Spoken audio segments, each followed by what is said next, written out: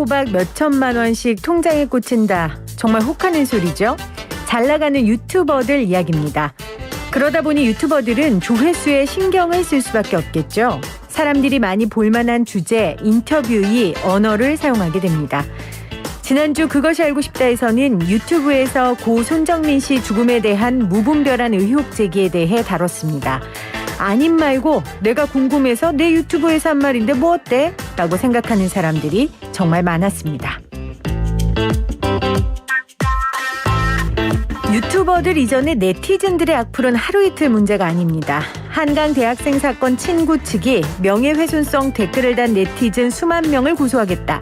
하지만 사과하면 하지 않겠다라고 밝혔더니 선처 요청 메일이 여러 건 도착했다고 합니다.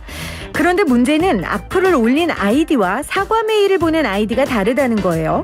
창피하긴 했나 봅니다. 이러면 누가 어떤 댓글을 달았는지 몰라 선처가 안 된다니까 악플 다신 분들 악플단 아이디로 선처 메일 다시 보내시기 바랍니다. 제 아이디는 봄 앤드 그린이에요. 두 아이 태명이 봄과 그린이었거든요. 이 예쁜 아이디로 누군가를 죽이는 댓글 따위는 저는 쓰지 않을 겁니다. 뜨거운 이슈 따뜻한 사람 6월 7일 김혜민의 이슈앤피플 시작합니다.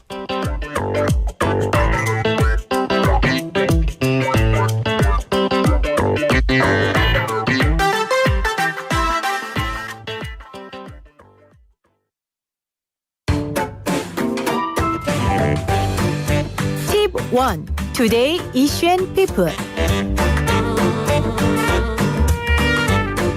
팁 1. Today Issue and People이 픽한 오늘의 이슈와 피플입니다. 먼저 이슈입니다.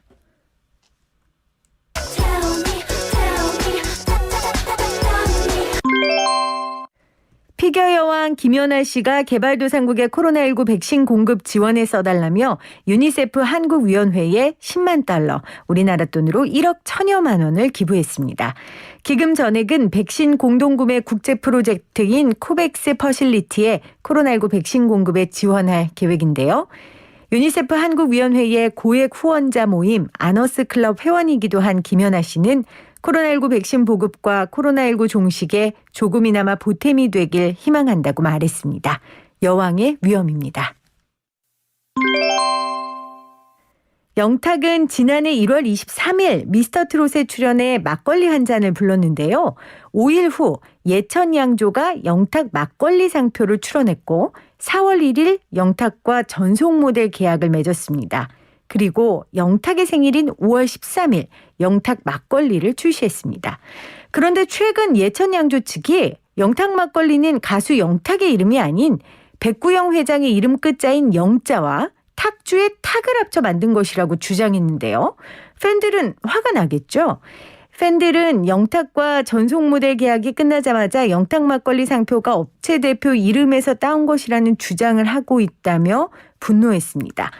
특허청은 이에 대해 해당 막걸리 제조회사가 최초 출원한 건은 상표법에 의해 거절 결정이 났다며 유명한 타인의 이름으로는 상표 등록을 받을 수 없다고 밝혔습니다.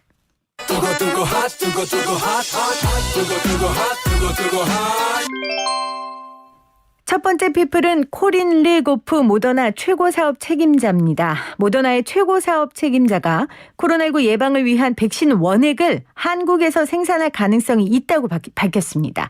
단순한 제조 협력뿐 아니라 연구 분야에서도 협력하겠다는 의미인데요. 또한 최근 체결한 위탁 생산에 대해서는 삼성 바이오로직스의 기술 이전을 시작했다며 하반기에는 본격적인 생산과 공급이 가능해질 것이라고 밝혔습니다. 두 번째 피플은 이재용 삼성전자 부회장입니다. 더불어민주당 송영길 대표가 이재용 삼성전자 부회장의 사면 문제와 관련해 가석방으로도 풀 수 있다라고 언급했습니다. 송 대표는 반도체와 백신의 재난적 상황에서 이 부회장이 일해야 한다는 국민적 공감대가 높아지고 있고 이에 대해 깊게 고민하는 청와대의 입장을 이해하겠다고 밝혔는데요. 이와 관련해 박범계 법무부 장관도 가석방의 폭은 더 늘어나야 된다며 송 대표의 의견에 공감을 표했습니다. 다만 박 장관은 특정인의 가석방 문제에 대해서는 장관으로서 뭐라고 이야기하는 것 자체가 옳지 못하다고 선을 그었습니다.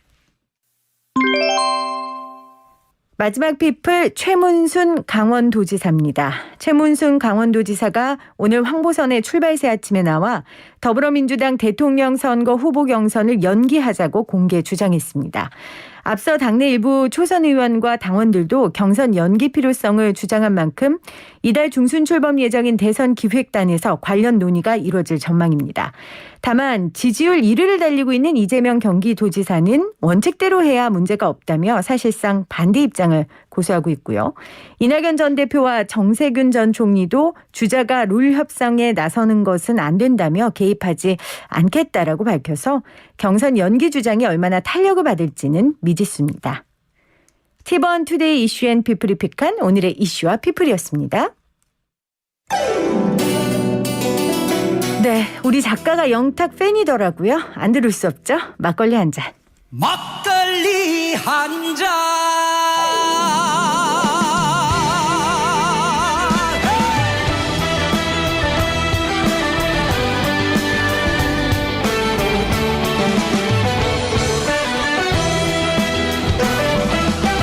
온 동네 소문났던 천덕부름이 막내 아들 장가 가던 날 알던 이가 빠졌던 덩실더덩실 춤을 추는 우리 아버지 우리 아들 많이 컸지요. 인물은 그래도 내가 낫지요. 고사리 서로 따라주던 막걸리 한 잔 아버지 생각나네. 황소처럼 일만 하셔도 살림살 마냥 그 자리 우리 엄마 고생시키는 아버지 원망했어요. 아빠처럼 살긴 싫다며 가슴에 대못을 박던 못난 나를 달래주시며 따라주던 막걸리 한 잔 따라주던 막걸리 한 잔.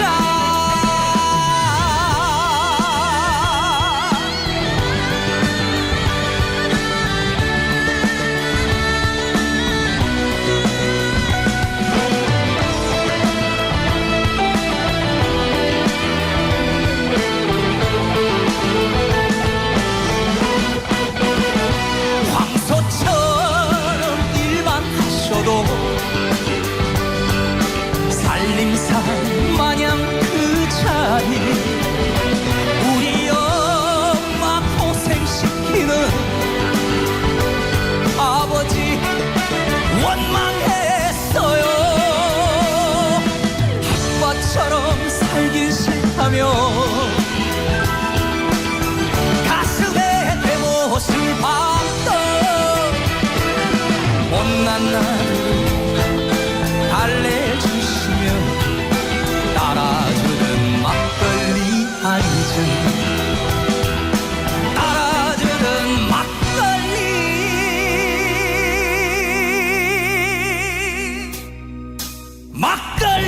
한 잔.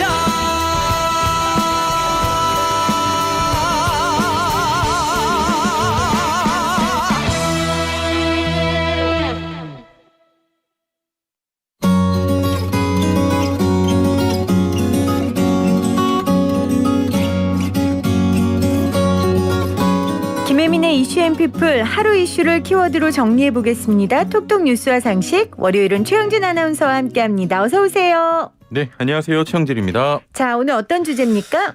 오늘부터 그 60세 이상 고령자와 30세 미만 군 장병에 대한 코로나19 백신 접종이 진행되고 있습니다. 이처럼 백신 접종이 가속화하고 있는데요. 네. 백신을 접종하게 되면 여러 혜택이 있잖아요. 하지만 어르신들은 백신을 맞았어도 이를 좀 증명하기가 쉽지 않습니다. 네. 이에 백신을 맞은 65세 이상에게는 증명 스티커를 발급해 주기로 한 건데요. 오늘은 접종 증명 스티커와 함께 백신 접종 상황 살펴보겠습니다. 참 잘했어요. 이런 도장 같은 건가 봐요. 맞아요. 한번 들어보도록 하죠. 예.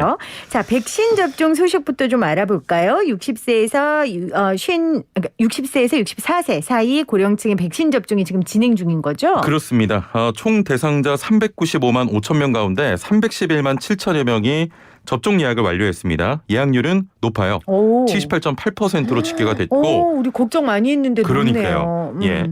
전국 13,000여 개 의료기관에서 지금 실시가 되고 있습니다. 60세 이상 고령자 중에 사전 예약 기간에 미처 신청하지 못했다면 잔여 백신을 맞을 수가 있는데요. 병원에 직접 방문하거나 전화로 남는 백신이 있는지 예약하면 되고 카카오나 네이버를 통한 온라인 신청도 가능합니다. 자, 오늘부터 30세 미만 군 장병들에 대한 접종도 시작됐어요. 예.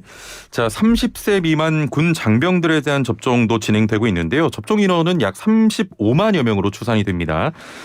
군인 외에도 사회 필수 인력으로 분류되는 30세 미만 경찰과 소방 인력 등은 15일부터 접종을 받게 되는데요. 예약은 오늘부터 진행됩니다. 네. 질병청 예방접종 온라인 사이트를 통해 접종 신청을 하면 되고요. 장애인 돌보미와 항공승무원 등 30세 미만 취약시설 관련자도 예약 대상에 포함됩니다. 이분들뿐만 아니라 군 장병들뿐만 아니라 민방위 대상자도 맞는다면서요? 그렇습니다. 민방위 대상자도 얀센 백신을 이제 맞게 되죠. 형진 씨는 어떻게 예약했어요? 저는 예약을 놓쳤습니다. 아, 빨리 맞고 싶은데요. 그렇네요. 예, 빨리 좀 맞았어야 느렸어요. 되는데 그렇네요. 아, 예, 그래서 예. 이미 끝났구나. 끝났습니다. 아이고 안타깝네요. 예. 우리 당분간 계속 떨어져서 만나도록 해요. 알겠어요. 자, 네. 백신 접종이 정말 속도를 내고 있는데 어르신들을 위한 백신 접종 증명 스티커 어떤 겁니까? 그렇습니다. 이달 말부터입니다. 코로나19 예방접종을 마친 65세 이상은 접종증명서를 대신할 수 있는 스티커가 이제 신분증에 부착이 되는데요. 아무래도 어르신 그 분들 중에 모바일 앱에 좀 그렇죠. 익숙하지 않은 분들도 계시잖아요. 어르신들이 가진 신분증에 서두에 말씀하신 참 잘했어요 느낌으로 네. 스티커를 부착해서 예방접종을 완료했다 접종 증명을 하는 것이죠. 스티커에는 접종 이력과 이름 등이 기재가 되고요.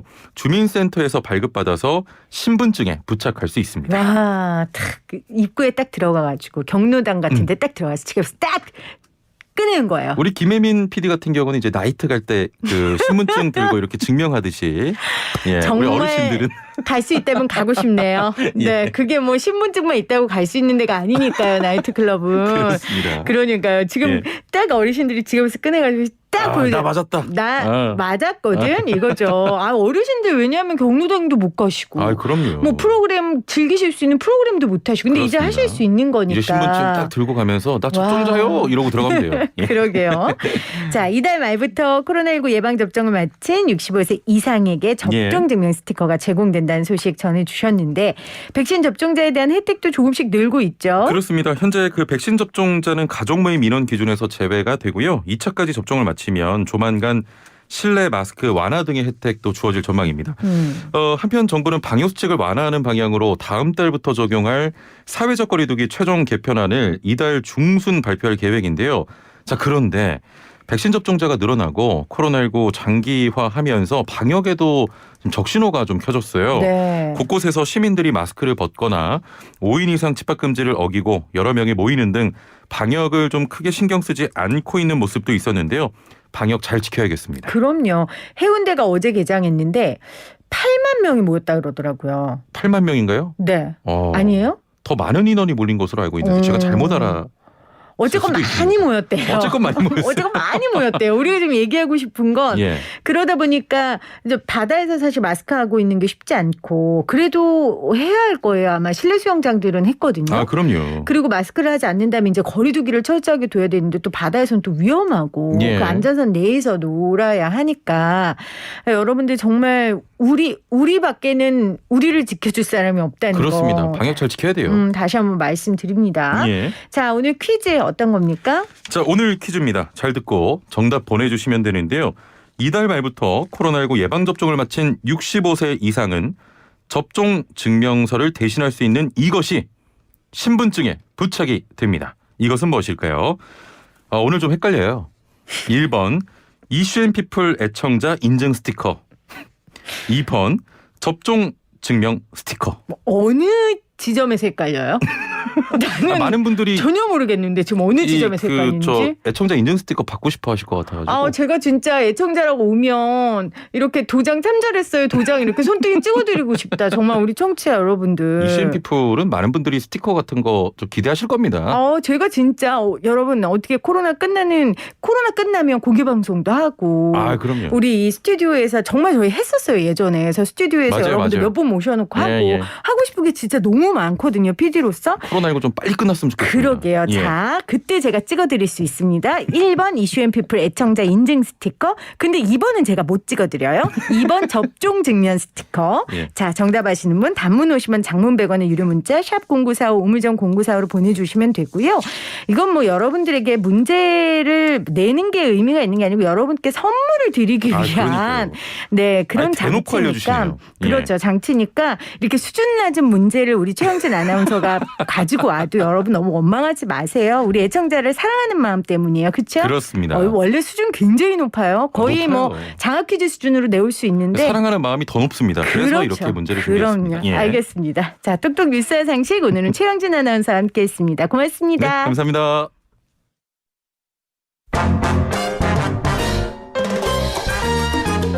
Tip 2 Tomorrow Issue and People. Oye, mira dónde vamos a gozar.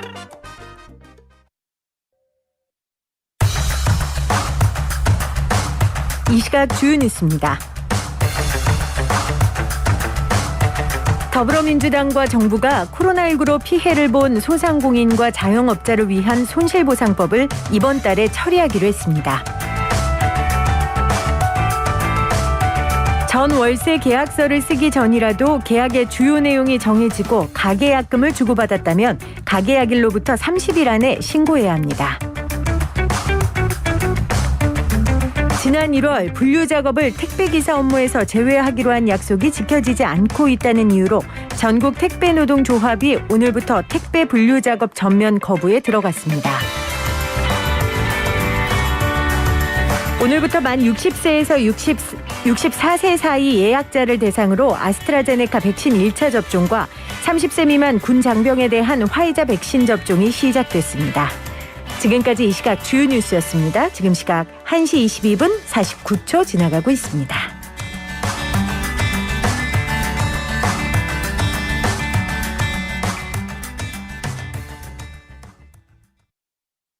Let's celebrate, celebrate good times, come on now. Let's celebrate, celebrate good times, come on now, na na na. 김혜민의 이슈앤 피플.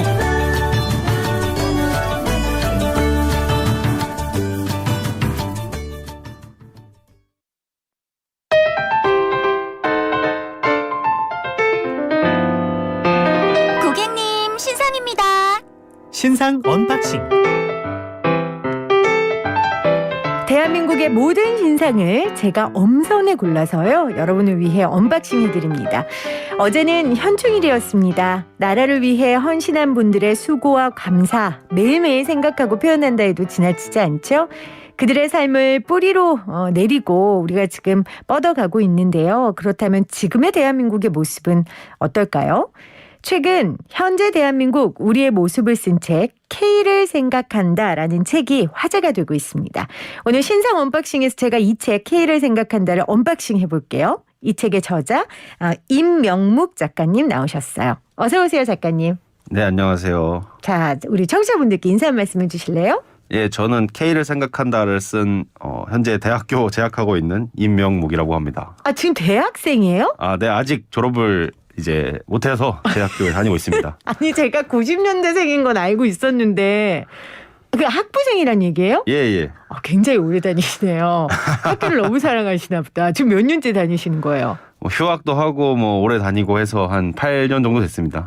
군대 다녀오고? 네네. 그러면 뭐 그래도 길지만. 그렇구나. 지금 대학생이시구나. 이 책이 베스트셀러 딱지가 붙었던데요? 네. 생각 외로 많은 분들이 사랑해 주셔서 저도 좀 어안이 벙벙합니다. 와, 이렇게 라디오 생방송 인터뷰까지 하시고. 예. 제가 사실은 이 책에 대한 소문은 익히 SNS를 통해 또 보도를 통해 알고 있었고 90년대생들에 대한 문제에 대한 문제의식도 제가 좀 있어서 그럼 작가님 이 책을 한번 읽어보자고 읽었더니 너무 좋더라고요. 그래서 오늘 저희 청취자분들께 이 책에 대해 좀 언박싱을 해드릴 텐데 이 K를 생각한다 이 책을 설명하는 부제가 90년대생은 대한민국을 어떻게 바라보는가예요. 작가님 이 책을 쓰게 되신 동기가 좀 궁금합니다. 제가 평소에 한국 사회 혹은 뭐 세계 내지는 역사 등등의 다양한 주제로 관심이 많았는데 그런 주제에 관해서 좀 지금 이 한국의 현실을 설명하는 몇 가지 재밌는 키워드들을 그래서 제 나름의 시각으로 모아서 정리하고 싶었습니다. 그래서 이제 이 책이 제1장은 90년대생은 누구인가? 2장이 K방역이 말해주는 것, 3장이 민주주의와 다문화에 대하여, 그리고 4장이 대한민국 386 일대기 이렇게 구성되어 있습니다. 이 장마다 이 핀셋처럼 탁탁탁 골라내셨는데 고르는 기준은 있으셨어요? 따로? 이 소재들을. 제가 좀 공부를 했고 혹은 좀 관심 있게 들여다본 주제들을 위주로 고른 것이죠. 내가 제일 잘 쓸 수 있는 주제. 그렇죠. 지금의 대한민국을 설명할 수 있는 그 이슈들을 뽑아서 이 책을 쓰셨어요. 오늘 이 책의 저자 임명묵 작가님과 함께 이야기를 나눌 텐데 오늘 인터뷰는 1장 90년대생은 누구인가 이 주제로만 좀 인터뷰를 진행하도록 하겠습니다. 제가 뒤에도 읽어봤는데 굉장히 내용이 좋아요. 여러분들 이 방송 들으시면서 이 책 받아보고 싶으신 분들 저희가 또 항상 선물 드리거든요. 샵 0945 우물정 0945로 보내주시면 몇 분 선정해서 저희가 K를 생각한다 이 책 보내드리도록 하겠습니다. 자, 사실 요즘 90년대 담론이 굉장히 핫해요. 그렇죠? 그렇죠. 왜 핫하다고 생각하세요? 사실은 어느 시대나 청년층은 뭔가 새로운 의제나 아니면은 뭐 문화를 들고 왔고 그런 것이 늘 관심을 끌어왔었죠. 근데 지금 90년대생들은 저는 이제 컴퓨터나 인터넷 등이 활발히 보급된 이후에 등장한 첫 세대라고 생각돼서 그 점이 또 관심을 끌어오는 것 같습니다. 그러니까 늘 젊은 세대들은 기성인 세대와는 다른 새로움이 있지만 이 지금 90년대생들 이후에 출생한 젊은이들은 이 새로운 기술에 너무 익숙하고 원주민들이다 보니까 훨씬 더 새로운 거죠. 기성세대가 보기에는. 그렇죠. 그렇죠. 이 90년대생에 대해서 내가 분석하는 글을 써봐야겠다 이렇게 생각한 이유가 있으셨어요? 먼저 저는 지금 현대 세계의 중요한 변화를 아까 이야기했듯이 정보화 그리고 세계화라는 몇 가지 키워드로 설명될 수 있다고 보는데 그런데 그런 것들이 어렸을 때부터 작용을 받아가지고 굉장히 독특한 모습을 보여주고 있는 90년대생을 중심으로 설명을 하면은 또 재밌게 들어올 것 같았고 뭐 저 자신이 90년대생인 것도 있고. 네. 그러면 90년대생에 관한 책들 굉장히 많았어요. 그렇죠? 그런데 90년대생이 바라본 90년대생은 그럼 조금 달랐던 것 같아요? 제 어떤 세대가 다른 세대가 달랐던 것 같다는 말씀이신가요? 아니요. 작가님이 90년대생으로서 90년대생을 분석했잖아요. 예. 그래서 다른 작가들, 그러니까 다른 세대 사람들이 90년대생을 보는 것과 우리 90년대생이 90년대생을 보는 관점이 다른가 그게 좀 궁금해요. 보통 기성세대가 신세대를 바라볼 때는 기성세대의 관심사를 투영하기 마련이죠. 그래서 주로 정치적인 문제에서 많이 얘기가 됐었고 그래서 뭐 공정이라든가 아니면 표심이 왜 이렇게 흐르는가 아니면 대상화했죠 좀. 예, 그리고 마케팅이라든가 아니면 회사 주니어들을 바라봤을 때 얘들 왜 이러지? 얘들 이상한데라는 얘네를 관점에서. 어떻게 다뤄야 되는가. 그렇죠. 근데 저는 제 스스로가 약간 90년대생으로서 제 또래들의 어떤 생각 그리고 그들이 즐기는 콘텐츠 등을 더 면밀하게 제 원주민으로서 좀 바라볼 수 있다고 생각합니다. 그렇군요. 94년생이시죠? 예. 저도 90년대생 후배들을 만나면 그래도 90년대생 초반 친구들하고는 말이 좀 통해요. 그러니까 말이 통한다는 게 무슨 얘기냐면 제 성장 과정의 공통점을 좀 같이 갖고 있는데 90년대생 후반생들하고는 너무 다른 세계더라고요. 맞나요? 예, 실제로 세대를 구분할 때도 95년에서 6년을 기준으로 밀레니얼과 Z세대를 구분을 하죠. 중요한 기준점은 스마트폰을 언제 쥐었냐로 나뉘고요. 스마트 노마드가 굉장한 기점이 되는군요. 알겠습니다. 지금 문자로 많은 분들이 책을 신청하고 계신데 3728님이 사춘기 아들에게 선물하고 싶다는데 사춘기 아들이 좋아할까요? 이제 보면? 사춘기 아드님에게는 90년대생도 꼰대로 들릴 것 같아서 제가 걱정이 됩니다. 안 될 것 같아요. 그냥 아버님이 읽어보시면 좋을 것 같은데 아버님인지 어머님인지. 5160님 K를 생각한다 받고 싶어요. 그리고 7232님은 저도 받고 싶어요. 93년생 99년생 아들이 있어요. 이렇게 보내셨네요. 아 그래요. 이런 아들을 둔 이 90년대생 아들을 둔 부모님들이 보시면 굉장히 좋을 것 같네요. 4724님 50대 후반에 20살 22살 두 아들을 둔 아빠입니다. 대화 방식에서부터 어려움을 느낍니다. 좀 더 이해하고 싶어서 부탁드립니다. 이렇게 선배들이 어쨌건 90년대생과 소통하고 싶어하는 의지들은 있어요, 작가님. 네. 저 근데 왜 소통이 안 된다고 사회에서 말하는 걸까요? 첫째로는 세대 경험이 너무 달랐기 때문이죠. 노력한다고 될 일이 아니군요. 네, 그러니까 이거는 90년대생들도 책임이 있는 게 어른들, 기성세대들이 겪었던 한국이나 그런 배경이 엄청나게 다르다는 것을 그들도 좀 인정을 할 필요가 있다고 봅니다. 저는 부모님 혹은 다른 어른들하고 좀 얘기를 잘하는 편인데 그분들이 저를 이해해 주려는 것도 있지만 저도 좀 그분들을 맞아요. 이해하려 하거든요. 맞아요. 또 맞는 아주 중요한 말씀 하셨어요. 저도 어느 때는 어르신들이 이해가 안 갈 때 저 그런 생각을 해요. 정말 영화들 보면 그런 전쟁통에서 상대방에게 죽임을 당하고 내 가족이 그런다면 나도 저렇게 생각할 수 있겠다라는 생각을 늘 저도 저로 대입해서 한번 생각을 해보거든요. 지금 임 작가님 하신 말처럼 세대 간의 소통은 정말 서로가 서로의 입장이 돼서 생각해 보는 것 그게 굉장히 핵심이라는 생각이 듭니다. 자 그럼 90년대생 우리 90년대생이 분석한 90년대생 이야기를 좀 나눠볼게요. 제가 가장 감명 깊게 본 건 뭐 대한민국의 어느 사람이 경쟁 사회에 과도하게 노출되지 않는 사람이 있겠어요? 다 과도한 경쟁 가운데 있고 그 경쟁 속에 살고 있는데 90년대생들의 경쟁은 이전의 세대들과는 좀 다르다 이렇게 분석하셨어요. 네, 그렇습니다. 네, 어떤 이유죠? 사실 한국 사회는 말씀하신 것처럼 언제나 경쟁적이었고 늘 뭐랄까 쫓겨 살듯이 살았죠, 모든 사람들이. 그런데 네. 90년대생들이 태어날 무렵부터 한국 사회와 경제가 굉장히 저는 많이 바뀌었다고 생각이 됩니다. 세계화의 영향력으로 한국 경제의 상층부는 국제 경제와 연결돼서 굉장히 고부가 가치 성장을 이뤘고 엄청난 부를 창출을 했죠. 그런데 그렇지 못한 사회의 나머지 부분은 몹시 이제 그 뒤처지거나 혹은 그대로 남거나 하면서 계층 격차 내지는 사회 상부와 하부의 격차가 많이 확대가 됩니다. 문제는 90년대생들이 여기에 들어가는 길이 나뉘어버린 거죠. 그렇기 때문에 상부에 못 들어가면 나는 영원히 밀려나야 된다라고 하는 어떤 공포 내지는 불안 의식이 들어가 있는 거고, 그리고 하부에 한번 밀려난 사람들에게는 우리 뭐랄까 올라갈 길이 없이 그냥 사다리가 없다. 주저앉아야 되는 것인가라는 불만이 있겠죠. 그리고 두 번째로는 60년대생들부터 본격적으로 저는 계층이 많이 나뉘었다고 생각이 됩니다. 80년대와 90년대와 2000년대를 거치면서 그렇기 때문에 부모가 자식에게 행사할 수 있는 영향력이 많이 커진 거죠. 뭐 이거를 좀 더 부정적인 표현으로 하면 세습이라고 할 수 있고 좀 더 중립적으로 말하자면 계층 간 어떤 대물림으로 말할 수 있는 건데 그렇기 때문에 90년대생들이 거기서 더 큰 무력감을 느끼는 것 같습니다. 세계화를 통해 계급화가 더 이루어졌고 그러다 보니 이 90년대생들은 공포와 불안이 더 가득해진 거예요. 그리고 아까 말씀하신 것처럼 그들의 부모 60년대생들이 어떤 직업을 갖고 어떻게 사느냐에 따라 본인의 삶이 결정되다 보니까 본인이 뭔가를 경쟁을 통해 이룰 수 있는 운신의 폭도 좁아지고. 그렇죠. 그런 배경을 좀 설명을 해 주셨어요. 그러다 보니까 가치에 대한 고민? 그런 고민에 대해서 할 시간이 없었나? 아니면 여유가 없었나? 아니면 관심이 없었나? 이런 생각을 하게 됐거든요. 꼰대 같은 생각입니까?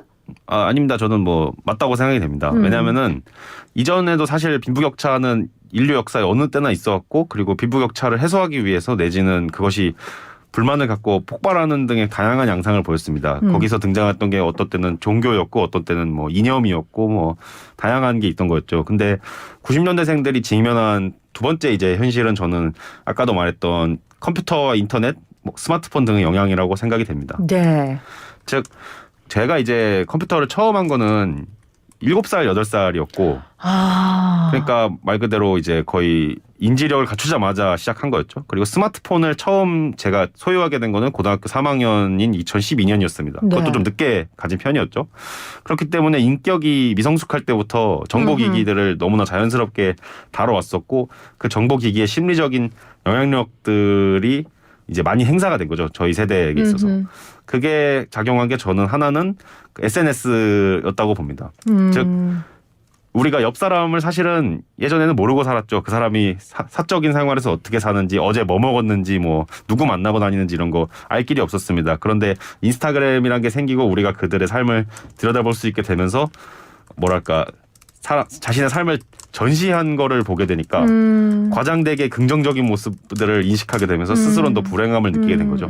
비교하게 되고. 작가님하고 저하고 지금 보니까 띠동갑이네요. 개띠시죠? 네. 띠동갑인데 제가 인터넷을 접한 게 고3 때 대학교 때니까 제가 인터넷을 접했을 때랑 우리 작가님이 스마트폰을 접했을 때랑은 다르잖아요. 그러니까 우리 둘이 겪은 사이버 세상도 완전히 다른 거예요. 그렇죠. 그리고 지금 작가님의 분석은 말씀하신 것처럼 저 같은 경우에는 직접 친구를 만나서 내가 겪어봐야 이 사람을 알 수 있었는데 작가님 세대는 겪어보지 않아도 SNS에 나오는 것만 봐도 이 사람을 알 수 있으니. 근데 그 알 수 있다는 게 그렇게 깊게 알 수 있는 건 아니잖아요. 그렇게 인간관계를 맺게 되고 자기 자신을 또 동일한 관점으로 보게 된다는 거죠. 그렇죠. 그럼 다를 수밖에 없겠네요, 정말.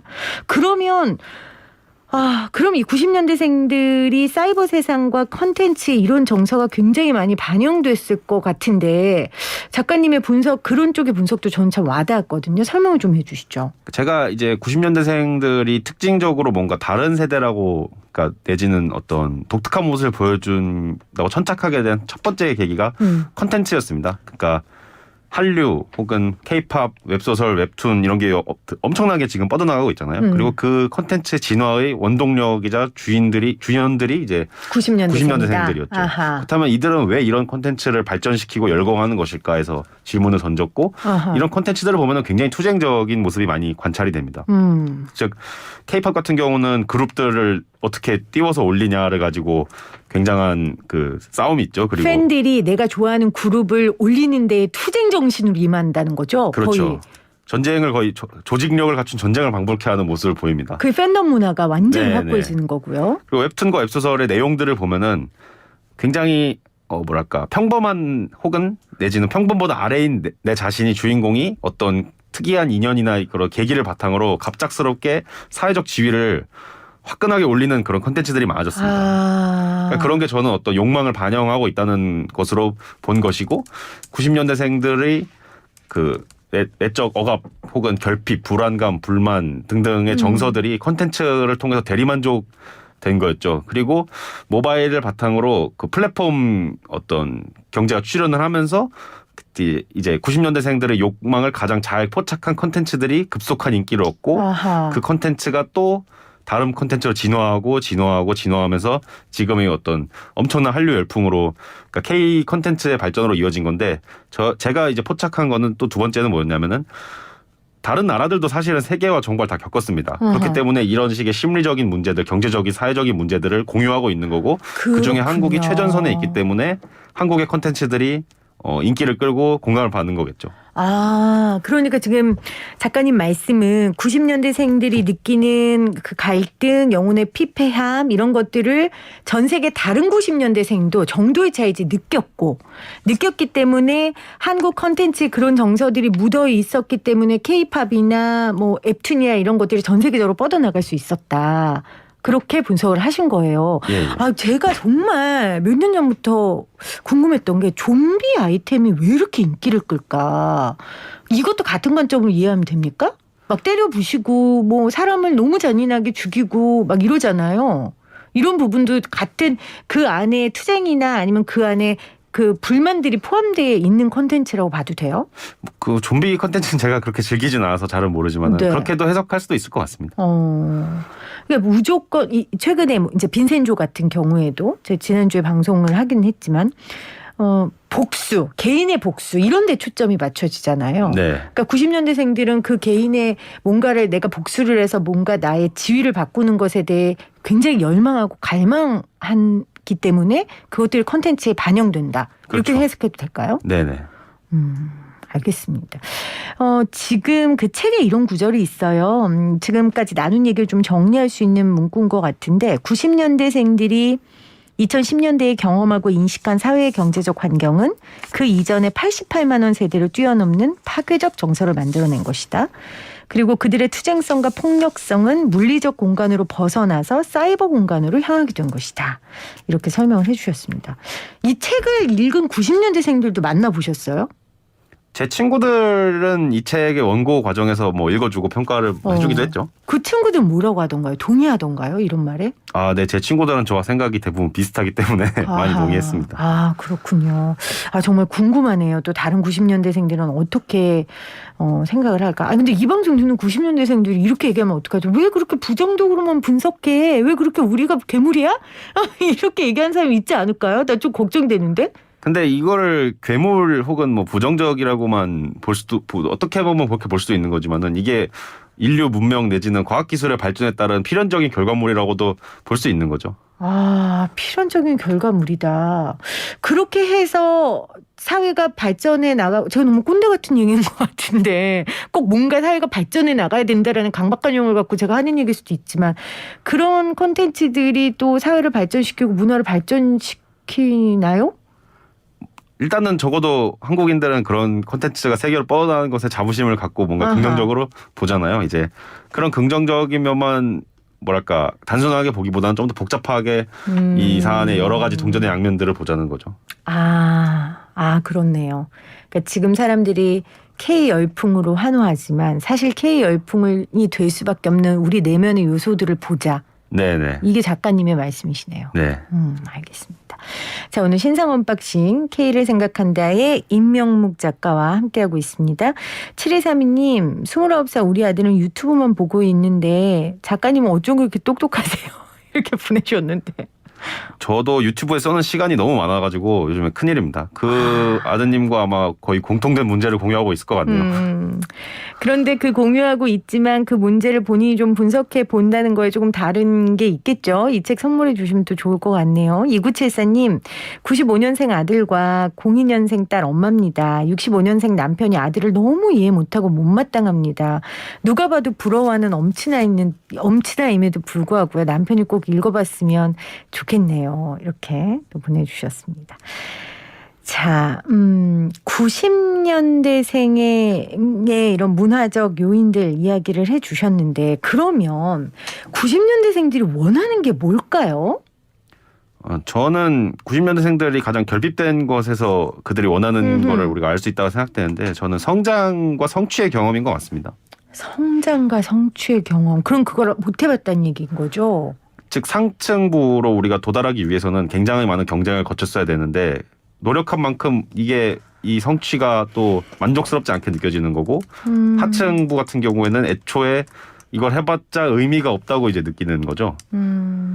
그렇기 때문에 저는 코인 열풍도 마찬가지라고 보고 싶은데요. 그러니까 이게 즉각적으로 성취가 딱 오는 거잖아요. 이게 성공했을 때는 그런 어떤 감각.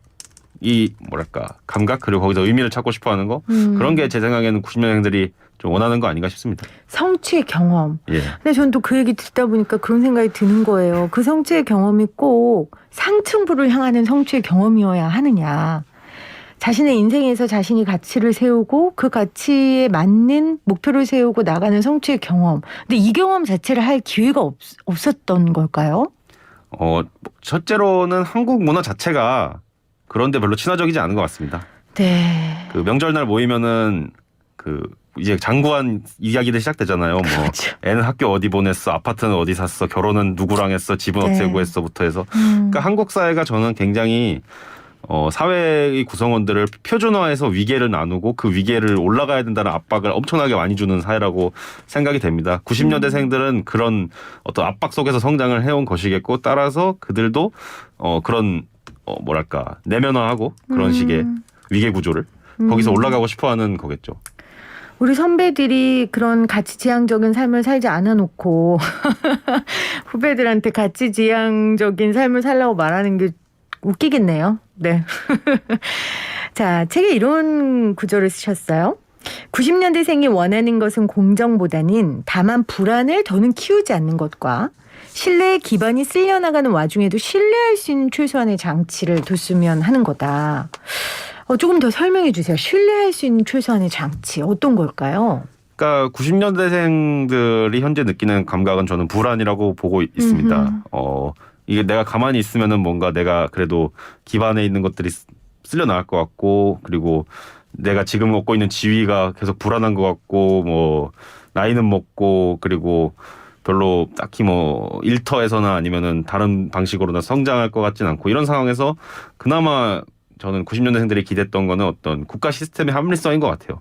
이것도 약간 한국인들의 정서와 저는 통하는 거라고 보는데, 그러니까 한국 사람들이 말하는 걸 보면은 이 국가가 많은 걸 해주기를 원합니다. 그렇죠. 그리고 국가 시스템은 뭔가 합리적이어야 한다는 굉장히 큰 기대가 있죠. 그런데 그런 시스템이 지금 어떤 몇 가지 어떤 정책 내지는 가치 혹은 뭐 다양한 운동 등으로 교란이 됐을 때, 거기서 지금 내가 사회도 쓸려나가고 뭐 가족도 못 만들고 뭐 취직도 잘 안 되고 이러는 와중에 뭔가 그래도 이 나라의 최소한으로 합리적으로 굴러가고 있는 국가 시스템이나 제도적인 어떤 예측 가능성이 흔들렸을 때 더 불안해지면 안 된다라고 하는 반발심이 드는 거, 이거라고 저는 생각합니다. 그러면 국가 시스템을 만들고 세우는 정부나 아니면 정치권에서 이런 청년들의 마음을 살 수 있어야 선택되지 않겠어요? 그러면은 정치권에서는 어떤 일을 해줄 수 있을까요? 우리 청년들을 위해서? 저는 사실 이게 정치권에 있어서 엄청 어려운 과제라고 생각이 되는 게, 지금의 현행 사회 경제 시스템의 예측 가능성을 유지를 하면은 청년들은 계속해서 불안할 수밖에 없게 되겠죠. 근데 그거를 바꾸려고 하면은 예측 가능성이 흔들리니까 더 불안할 수밖에 없게 되겠죠. 그 딜레마 상황이 정치권이 지금 놓고 있는 어떤 뭐랄까 그 함정이라 걸려있는 함정이랄까요. 뭐 그렇게 생각이 되는데, 그래도 제가 그나마 뭐 부족하나마 얘기할 수 있는 거라면은 제가 아까 말했듯이 청년들 내지는 90년대생들에게 결핍되어 있는 건 어떤 성취감, 그리고 위로 올라갈 수 있을 것 같은 기대감이라고 생각이 됩니다. 그렇기 때문에 그런 걸 줄 수 있는 정책들, 뭐 일자리나 교육 정책이 되겠죠. 그러니까 더 내가 어떤 한국인들이 지금 한국의 청년층이 기대하는 수준의 삶의 질과 어떤 성장 경험과 만족감을 줄 수 있는 일자리가 더 많아져야겠고, 그런 일자리에 들어갈 수 있는 합리적이고 좀 더 생산성 있는 교육을 더 개방해야겠죠. 알겠습니다. 지금 뭐 많은 분들이 작가님의 의견에 굉장히 동의하고 또 부끄럽다는 이야기도 많이 하시고, 또 0847님은 80년대생은 체념의 시대 같다고. 제 시대인데. 집을 사야 되는데 꿈도 꾸기 힘든 집값, 늘지 않는 월급, 경쟁자들이 나와 같은 베이비부머 시대, 뭐 베이비부머 시대의 자식들, 대학만 졸업해도 대기업에서 모셔가던 베이비 부모들, 뭐 이렇게 적어 주셨네요. 알겠습니다. 자, 작가님 어떤 책 앞으로 또 쓰고 싶으세요? 작가님의 시각에서 보는 또 다른 문제들에 대한 분석이 굉장히 궁금해지네요. 제가 지금 기획하고 있는 책은 먼저 19세기의 영국과 러시아의 어떤 유라시아를 둘러싼 경쟁을 다룬 책이 하나가 생각하고 있고요. 19세기. 네네. 아하. 그리고 두 번째는 이 책에 잠깐 쓰였던 거긴 한데 다문화에 관해서 인터뷰를 담았습니다. 책에서. 그거를 조금 더 확장시켜서 또 그 독자적인 주제로 또 다루고 싶습니다. 그 책 나오면 또 언박싱 할게요. 감사합니다. 알겠습니다. 자, 지금까지 90년대생은 대한민국을 어떻게 바라보는가, K를 생각한다의 임명북 작가와 함께했습니다. 작가님 고맙습니다. 감사합니다.